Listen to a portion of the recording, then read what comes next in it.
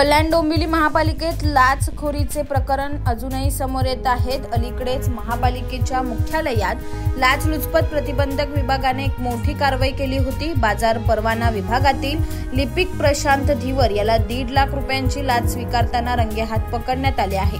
प्रशांत धीवर हा बाजार परवाना विभागात क्लार्क म्हणून कार्यरत आहे। तक्रारदाराकडून मटणाच्या दुकानाचा परवाना हस्तांतरित करण्यासाठी त्याने 2 लाख रुपयांची लाच मागितली होती।